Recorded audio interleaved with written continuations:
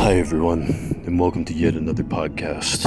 We're going to talk quickly about quid pro quo, the exchange of traded goods and the exchange of activities for the results of whether it be monetary or just quantifiable advantages.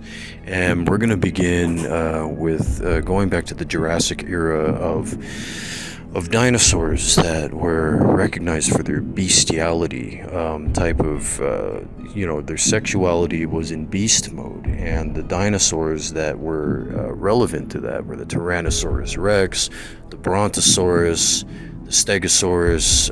Plenty of different dinosaurs were involved in the rearing of the children, as in the baby dinosaurs, the children dinosaurs that were humanoid in essence, in their spirit, but yet dinosauric in their shape, and the shape was similar to a hexagon, octagon, like a pentagon, and the pentagon was magnetically moved and metallically controlled, and in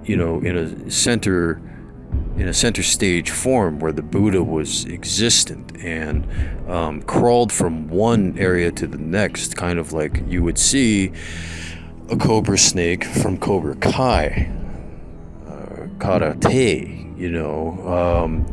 The Japanese were quintessential in the reconstruction of a production activity, in the warehouses of sagacity.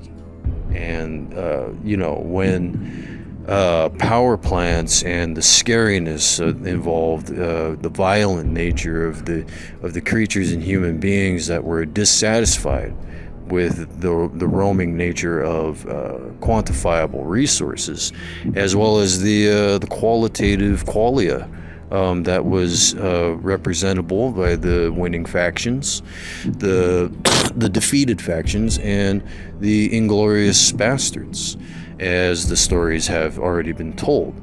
And when the Quentin Tarantinos of the Jurassic Era were raised, in their in the poker, you could call it like a poker table-ish scenario with the pool tables and the poker tables.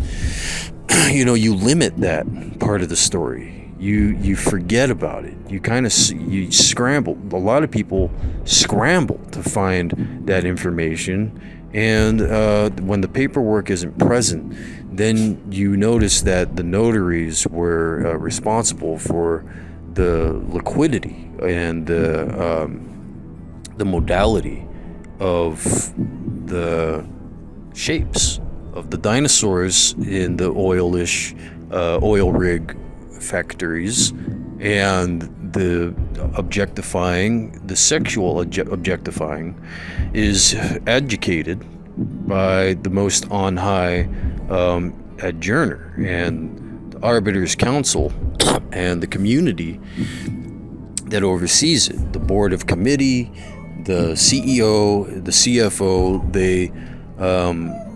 They laugh, with each other at the remembering of the remnants of times past.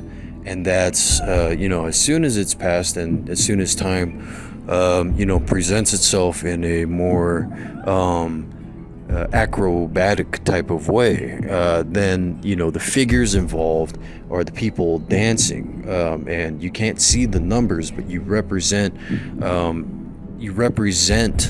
the sanctity of one nation, the testimony of a repealable or enactable source for the mayor. And that's where the cities they bow down to God's will, to the higher power. They bow down and situate themselves in in honor, in honorable mention of my podcasts, and as I am just a humble servant of the Lord, and I take on and take upon the abilities myself. So thank you for listening. Have a good one.